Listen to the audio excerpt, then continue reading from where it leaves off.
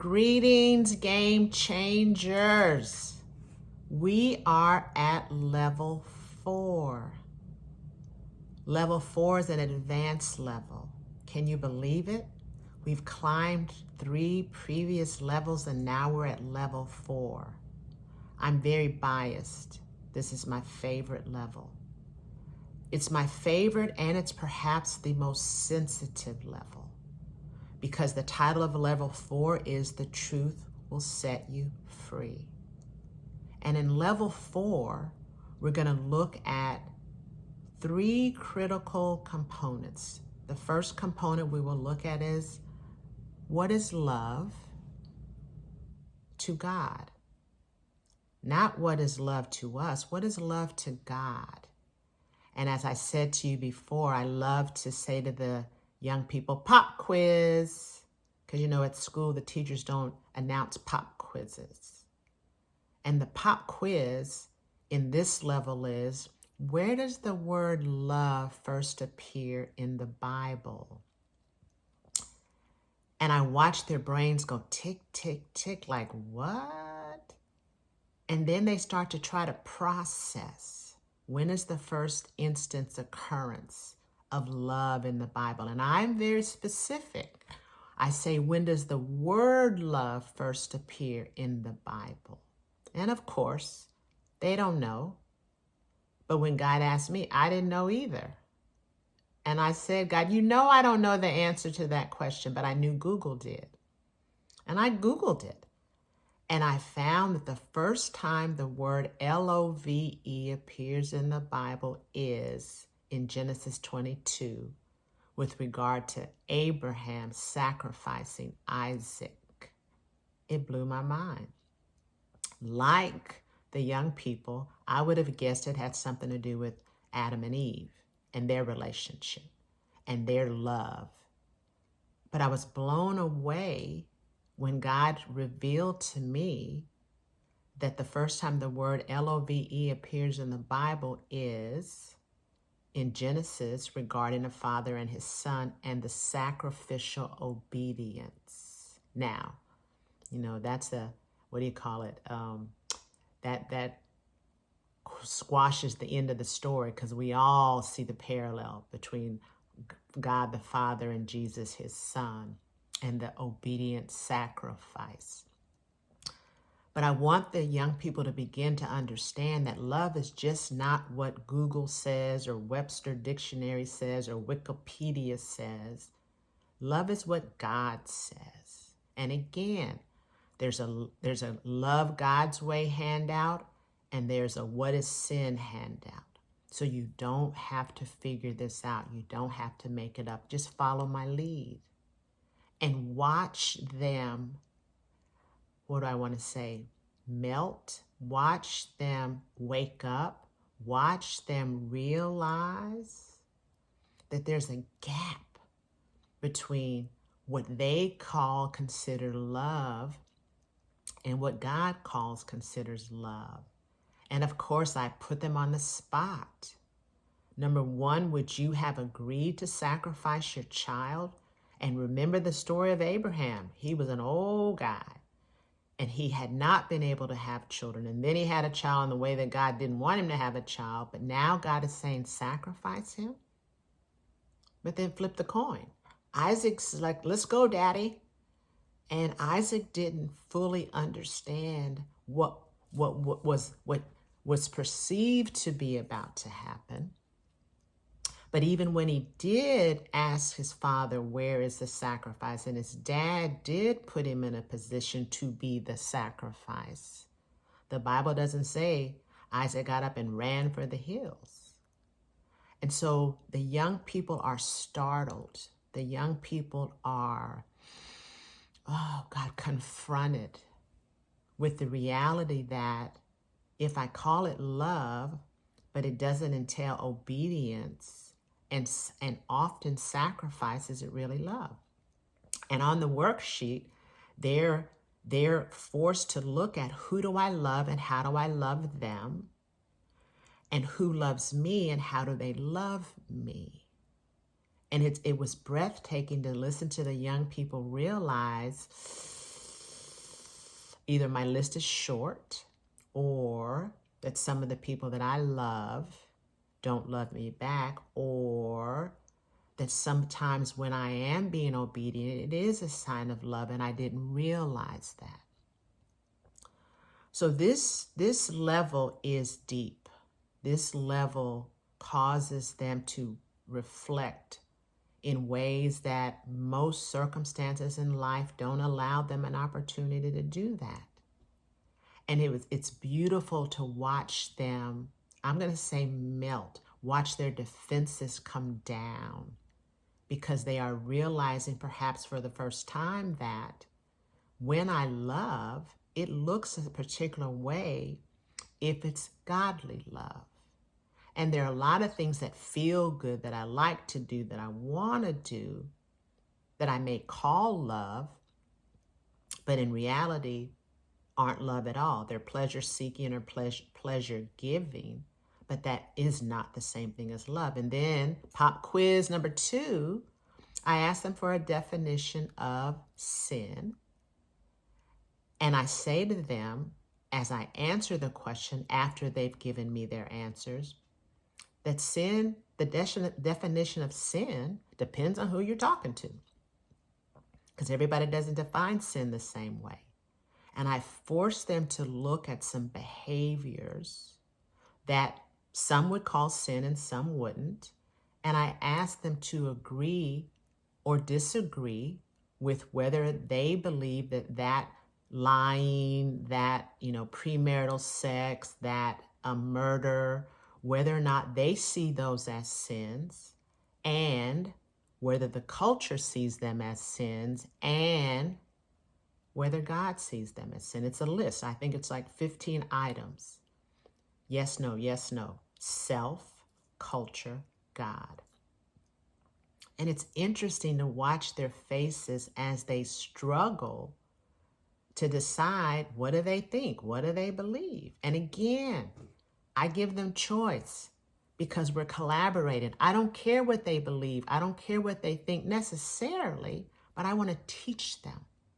Because one of the freedoms that I gained as a parent with my children when they rolled their eyes, when I said whatever I said, was that I realized God wasn't going to ask me when I got to heaven, did my children learn what I tried to teach them? God was going to ask me, did I teach them? And similarly, he wasn't going to ask my children when they got to heaven whether I had taught them. He was going to ask them, did they learn the lessons? So I'm not responsible for what they learn. I'm responsible for what I teach. That was one of the biggest anger-provoking instances in the Bible, when God was wrathful when the children of Israel had not taught the next generation the things they needed to know. And that warning was enough for me. I don't care if they roll their eyes. I don't care if they want to hear it. I care about whether or not I teach it and whether I teach it effectively. And I cannot be judgmental and I cannot be self-righteous if I want to have the credibility with my children that God would have me to have. But out of that, we can collaborate and at least dialogue, because then I'll know no matter what else they're hearing from the culture, they also hear from mom, who seeks to represent God with her children. So they've got to delve into, what is sin and how is it defined and how do they define it? But then at the end of this level, we're going to delve into some of those difficult, sensitive, complicated questions. And whether they've read it in the book or not, they're going to read it in the group with you. Because there are 3 or 4 pages of nothing but Q&As. And the Q&As come from conversations I've had with people and some conversations I've had with God, and the answers that we've all received. Again, I cannot unequivocally say, I know that's what God said, but I can unequivocally say, I've heard God's voice enough as his sheep to know it when I hear it. And I trust that as you read level 4 and the Q&As, that you likewise will be able to see and teach the voice of God, the love of God, the wisdom of God, the patience of God, that these young people will read in the book.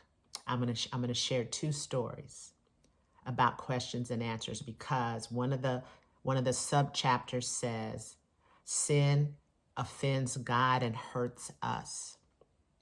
And one of the stories is about a little girl who wanted to eat candy for breakfast, lunch, and dinner.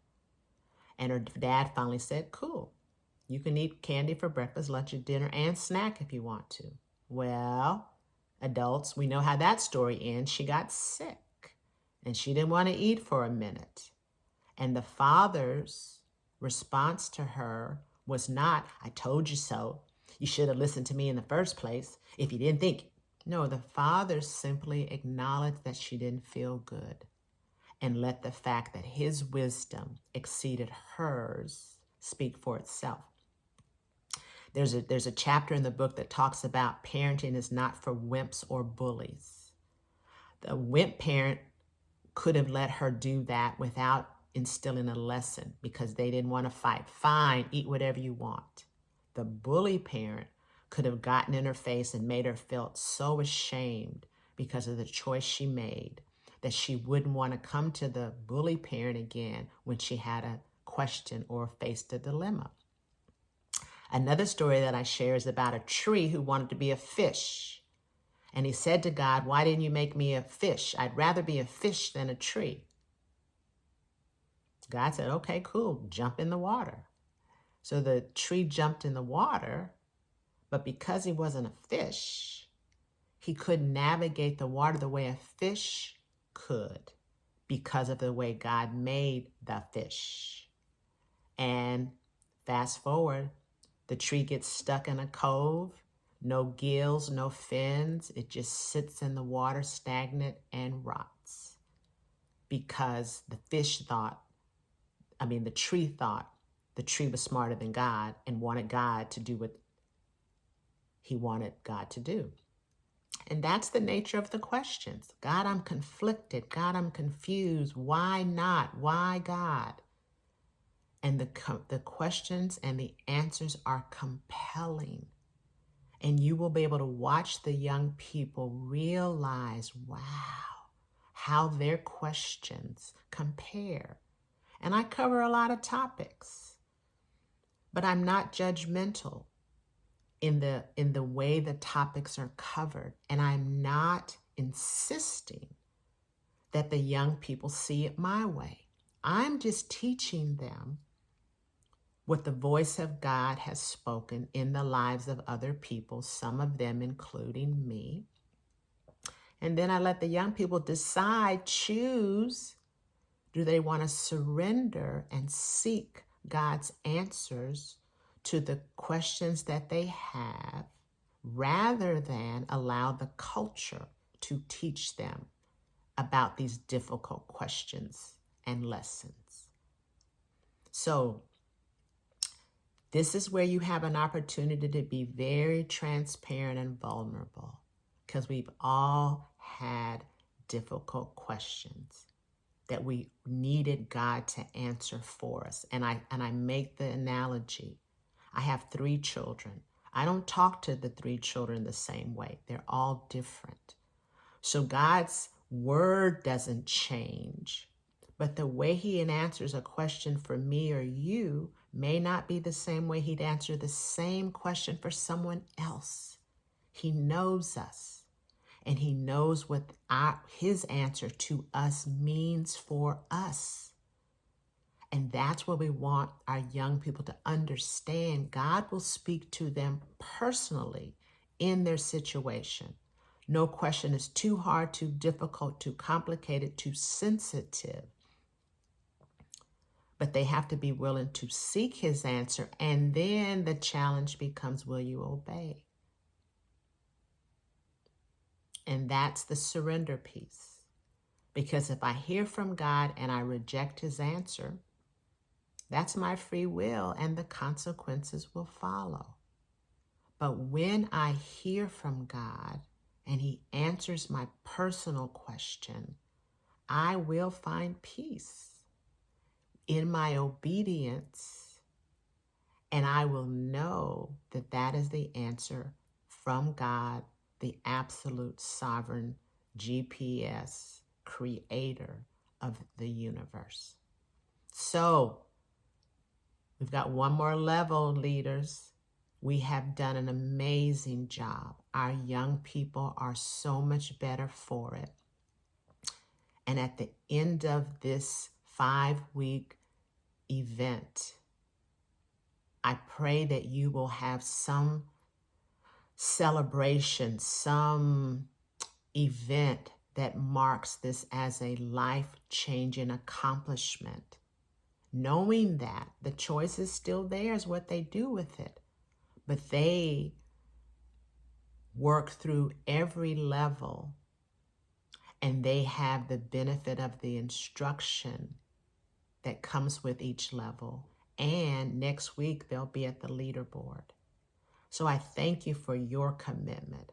I thank you that you were determined to facilitate results, and that you have been blessed to witness the transformation that has occurred in the youth that you touch and love wherever you are. So we'll have level 5 next, and we'll wrap up this Super Sunday event. Take care.